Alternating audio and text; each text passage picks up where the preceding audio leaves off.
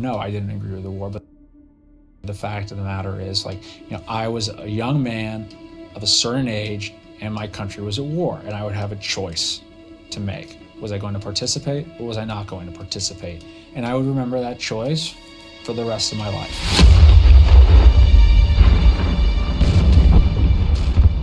The invasion of Iraq brought Saddam Hussein's brutal regime to a swift end. What followed was a storm of chaos, out of which an insurgency was born. There were Iraqis, of course, in the insurgency, but there was a lot of foreigners coming from all over the Arab world, even from other non-Arab countries, even from the United States, from France, Europe. Among those vying for power, one Jordanian man stood out. His name was Abu Musab al-Zarqawi. Al-Zarqawi is a product of the Jordanian prison system, who had a dream of establishing a new caliphate, and he was bound and determined to do it. After America disbanded the Iraqi army, Zarqawi built one of his own, drawing thousands of fighters from inside and outside Iraq. The violence that Zarqawi preached was so appealing that people would come from all over the world do the most horrendous and brutal things to people. It was a daily scene when you go out and see bodies dumped in trash. They tied the kids into rocks and they threw them in the river. They cut their heads. It was horrible. You're either with them or you're against them. If you're not with them, or if you don't financially support them, you're dead by all means. Zarqawi called his group Al-Qaeda in Iraq. Today we know them as ISIS.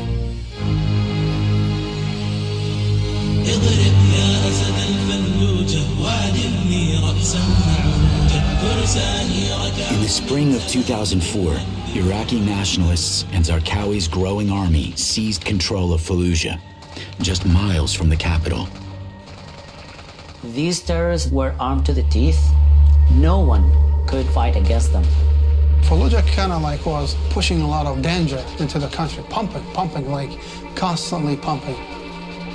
That was their safe zone. They go out and do stuff all over the country. If they could make it back to Fallujah, they were safe. It had to be stopped, or the country will turn over to Al-Qaeda.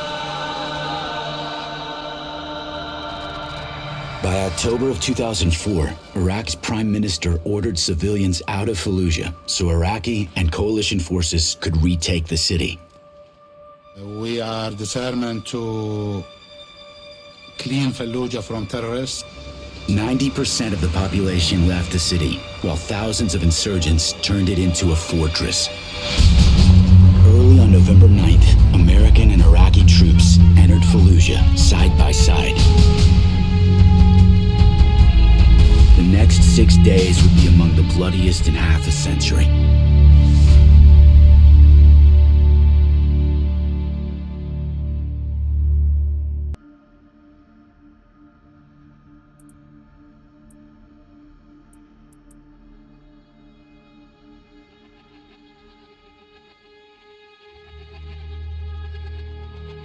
It was real for us very quickly. We had a, KIA Marine within 5 minutes.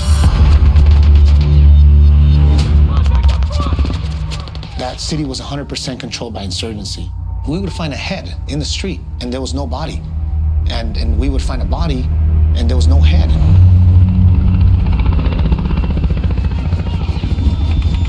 I knew this was an Al-Qaeda thing, this was a foreign fighter thing.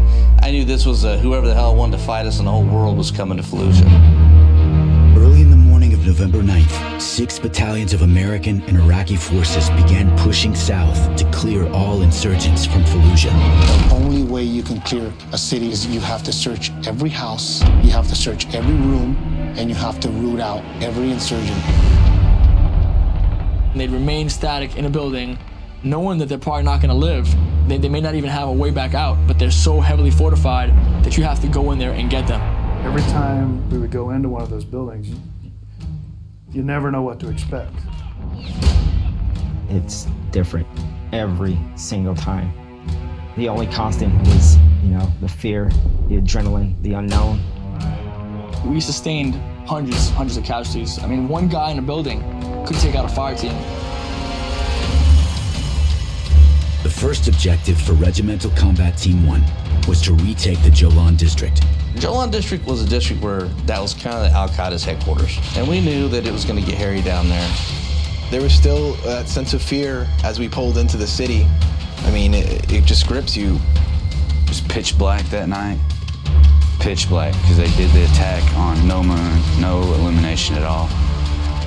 You could hear them from the mosque shouting to each other, let them come in, you know, never run, never show them that you're afraid. It's tough fighting an enemy that's not afraid to die.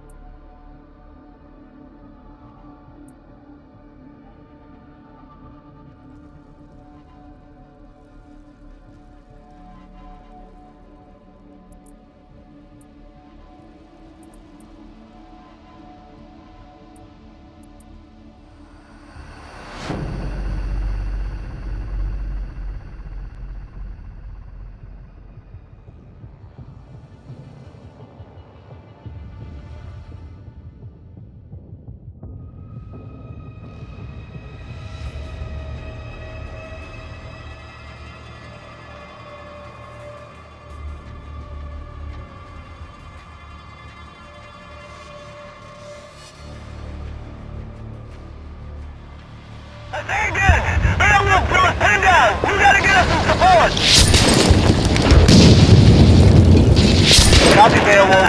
First squad, get up to that rooftop and get our boys down there. Suspected sniper in the minaret. ROE says you cannot engage.